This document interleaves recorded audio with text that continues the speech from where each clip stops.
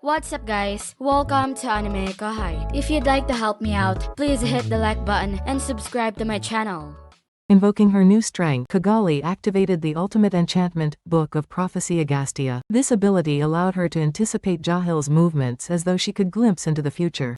The combined efforts of Benimaru's strategic insight, Kigali's foresight, Sylvia's precise attacks, and Tyr's unrelenting determination resulted in a coordinated assault that left Jahil struggling to keep up.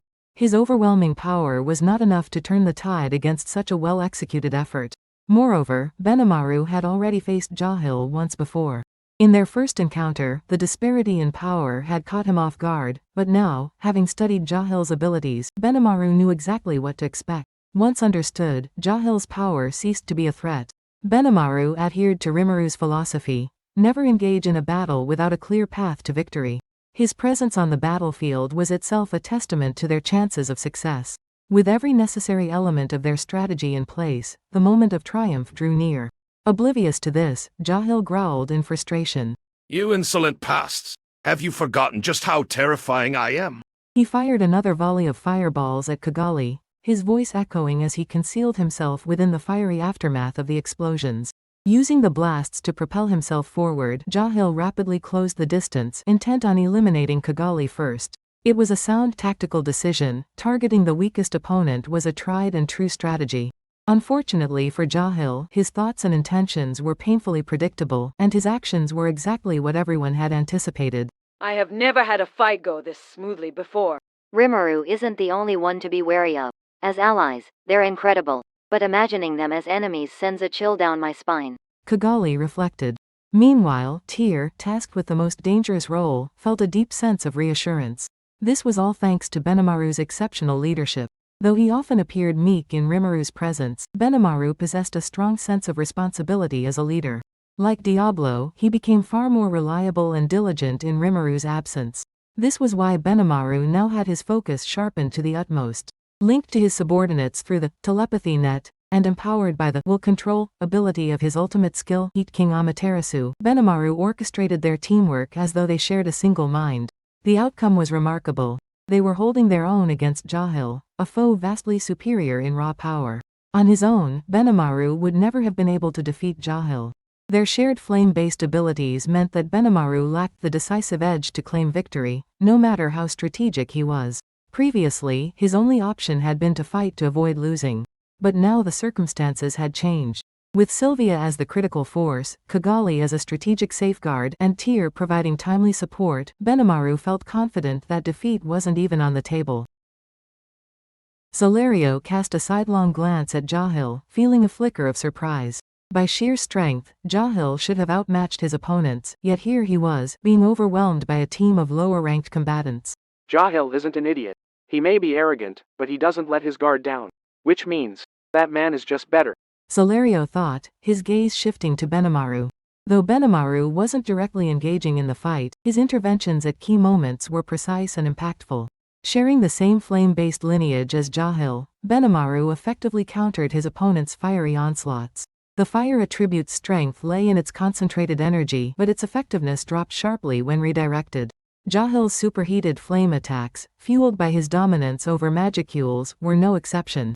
By altering the trajectory of the heat waves, Benimaru was significantly reducing their intensity. This was no easy feat, yet Benimaru executed it effortlessly, maintaining a calm and composed demeanor.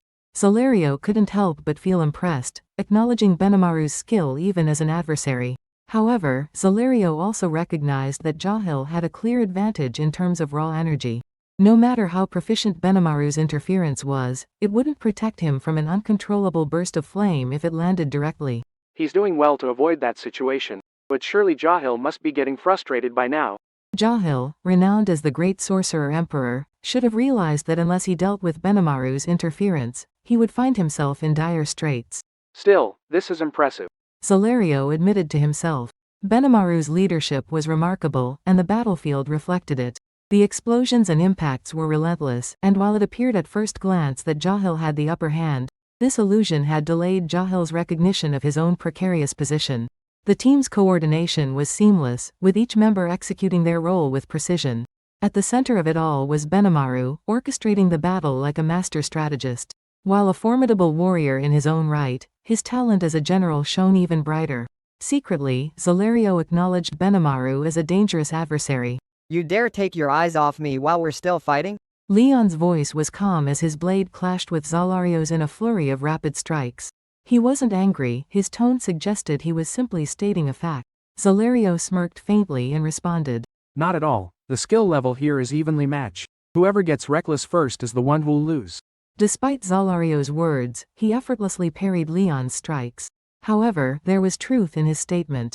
At this level of swordsmanship, victory often hinged on reading the subtle signs, the opponent's line of sight, posture, and movements. When fighters were evenly matched, feints and deception became critical. For this reason, Zalario opted to keep their exchanges measured and conversational rather than forcing a decisive move that could leave him exposed. Leon wasn't Zalario's only problem. Soi, with his skill in ambush tactics, made for a formidable distraction. Even against lower-ranked foes, Zalario knew better than to let his guard down. Soi's attacks seemed to strike at the most inconvenient moments, as though he knew precisely when Zalario wanted to avoid confrontation. Existence value, a measure calculated by factors such as energy, physical composition, and resistances, was ultimately just a rough gauge. In combat, specialization often determined outcomes. Jahil's overwhelming power, for instance, was no match for an opponent who excelled in speed. The balance between combatants could easily shift depending on mismatches like these. Zalario understood this reality well. While he didn't know the exact existence values of Leon and Soi, he had a clear sense of their strength. His years as a warrior taught him that relying solely on numbers was a surefire way to be blindsided. Underestimating his opponents was not an option. Even while engaged in battle with Leon and Soi simultaneously, Zalario maintained his vigilance. Leon, for his part, quickly recognized Zalario's nature. He's a frustrating opponent to deal with. It's almost impossible to find an opening against him. Leon set aside his own precarious position to analyze the situation. If he could exploit a moment of carelessness, he might have a chance to land a decisive blow, but Zalario wasn't likely to provide such an opportunity. Leon's strategy of one-hit one-kill carried a risk. Executing his special attack left him vulnerable. Avoiding that risk meant prolonging the fight, but drawn-out battles always favored the stronger party. Leon, relying on his skill alone, could envision a future where he'd be overpowered. Zalario's approach was proving effective.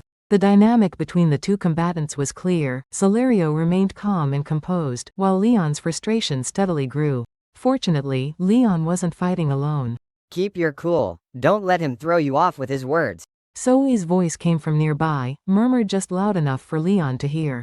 Then, Soi launched what appeared to be a reckless, suicidal charge at Zalario, only to be struck down with a single swing of the sword. Of course, it was one of Soi's clones. This tactic, a mix of genuine attacks and deliberate deceptions, proved surprisingly effective. While Leon served as the primary attacker, Soi stepped in whenever Leon began to tire. By alternating their efforts, they managed to sustain the fight with minimal exhaustion. Even for Zalario, the situation was far from ideal. Amid the stalemate, a new development arose. Benimaru decided to act. Your Majesty Elmija, may I ask a favor? Benimaru addressed Elmija, who had stepped aside to recover. Zalario, sensing no immediate threat, tuned into their conversation, confident he could afford the distraction even in the middle of combat. What do you need? Elmija replied. Those knights over there, they're the Magus, aren't they? I'd like to take temporary command of them, if that's all right. Zalario, overhearing this bold request, couldn't help but find it audacious. Leon, too, bristled at being seemingly ignored, though his curiosity about Benimaru's intentions kept him from intervening. Huh? That's out of the question. I understand that it's unprecedented. Benimaru interrupted calmly. But we've received word that Milam-sama will arrive shortly. If we don't act decisively, the damage to this area will be catastrophic. My orders are to do whatever it takes to mitigate the fallout. Orders from Rimuki? Exactly. Elmija's expression softened, as if resigned. Well, if it's coming from Rimuki, I suppose there's no other choice. With a bemused look, she added. Normally, this would never happen, no matter how good our relationship is. But if Rimuki says it's necessary, I'll make an exception. Like boss, like subordinate. She muttered under her breath before summoning her commanders. Watching this unfold, Zalario couldn't help but think to himself. No, this can't actually be happening. This is ridiculous. Well, that's just how Rimuru operates. To that extent? Absolutely. Honestly, it's beyond me. For reasons he couldn't quite pinpoint, Zalario found himself empathizing with Leon, his supposed enemy. Even so, he couldn't help but wonder what that Benimaru fellow was planning while still engaging Jahil. His curiosity grew as he watched, noticing the group leaders grumbling about the situation. Their frustration seemed natural enough, but Elmesia quickly silenced them with a stern warning. Her demeanor made it clear this was a matter of survival and that Benimaru was taking critical action to prove it. Suddenly, an image appeared projected into the sky. It seemed that Benimaru had used his power to display a live feed visualization high above. What's that supposed to be? It looks like a refined version of surveillance magic. Soy explained. Benimaru seems to have enhanced Rimuru-sama's Argus spell and tailored it to his needs. This bit of insight came casually, despite the ongoing battle. Sword clashes grew fiercer with every passing moment, yet there was still room for conversation amidst the chaos. Zalario's fighting style, characterized by his powerful sword strokes capable of dispatching enemies in one blow, was on full display. Zalario had honed his skills primarily to combat insectors, whose exoskeletons would normally wear down an ordinary blade. To counter this, he had developed a technique to target their weak points with precision. Over countless eons in both the Otherworld and the Cardinal World, Zalario's battles had stretched to what felt like tens of billions of years. While his technique plateaued due to its specific focus, his strength still reached levels beyond imagination. A big thanks to the AnimeKouhai patrons who made this video possible. Jared Bressler, Havox, Speed Saber, Curtis Loban, Judah Herrera, Just a Guy, Miss L.W. Hernandez, Jason Martin, Zach Rosen, Jerry Sladek, Ray Perez, Jay, Donald Williams, Day of Light, John M, Godman Gaming, Markithian Tidwell, Adrian, Kumo, T. Bush, JV, Thomas, Christ, Joshua Cousins, Jose Hernandez, Khalid, Christian Deshazer, Divine C. Harris, Montyboy98, Ruben, Yuki Iki, Gray, Isaac, Koala King 93, Quilly Buckner, Alver, Darius King, Normal Defate, Vicente Baharias, Joshua Andrade, L, Gary Miles, Dragon Spawn 666, J. Rule, Nate, Leiron Sangkap, Lucas Guet, Jason Martin, Christopher Mash, Charles Bailey, Sky T, Diego Ginoza, Andre Hamilton, Martin Ramos, Guy Ensley, Simon Rode, Emperor WSA, Miko Espinosa, Gobi Lin, Pratik Bandari, Faiz Mansour, Jackson Early, Smexy, Carl Stephen Bernadal, Gareth Hashimoto, Steven Madison, Vasto Lord, Marl Barsha, Ralph Ignacio, Efrain Hernandez, William Locke, Kamal Luke, Jahid Hassan Lipu, Spencer Candila, Ian Sikibiol, Thanacorn Lee Sawat, KACP9R, The Harv, Drayden Yamauchi, Alex Buthanu, Michael Brinkley, Nathan Alexander, Mario Kanoy, Karam Faraj. Thank you so much for helping out. I'll see you guys in the next video.